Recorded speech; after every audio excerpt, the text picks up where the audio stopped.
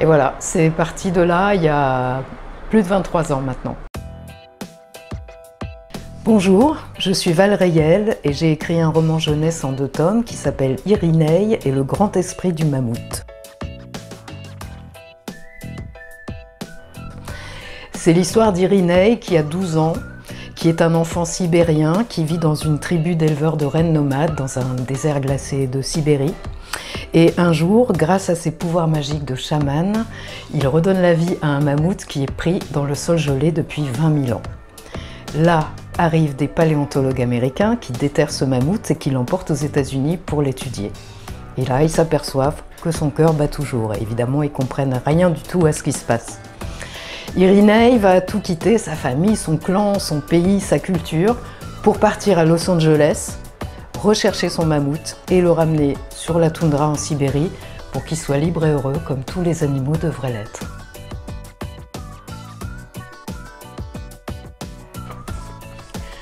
Je crois que tout est prétexte à inspirer les auteurs pour écrire des histoires, que ce soit ce qu'on voit à la télé ou sur internet ou dans notre vie, les gens qu'on croise, tout ce qui se passe autour de nous.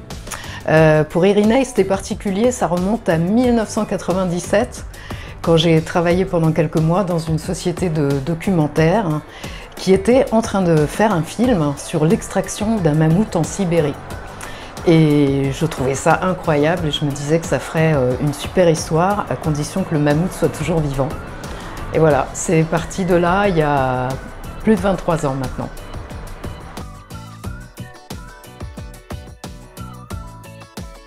J'ai écrit l'adaptation scénario avec mon co-auteur Sébastien Drouin qui est réalisateur, scénariste et superviseur d'effets spéciaux. Ce scénario est en lecture chez des producteurs depuis plusieurs mois parce qu'avec le virus, il y a eu beaucoup de retard et on attend des réponses très bientôt maintenant, donc on croise les doigts. Et on a aussi lancé un projet de BD d'ailleurs, justement, qui est en lecture chez des éditeurs et là aussi on espère très fort.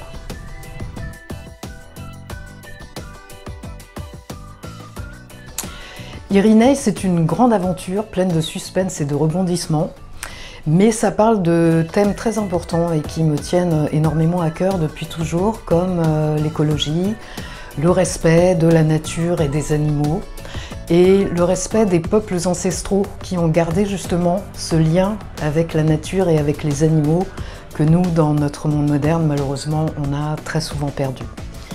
Et je suis ravie parce que j'ai rencontré souvent des jeunes lecteurs qui, après avoir lu le roman, me disaient ça m'a fait rêver, ça m'a fait voyager, je me suis vraiment amusée et en même temps j'ai réfléchi à tous ces thèmes-là.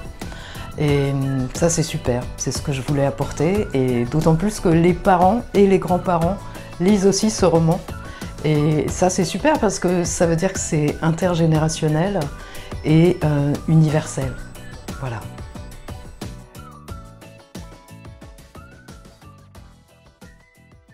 Je vous donne rendez-vous pour un café littéraire en ligne qu'on va faire très bientôt avec l'Alliance française de Malte. À bientôt!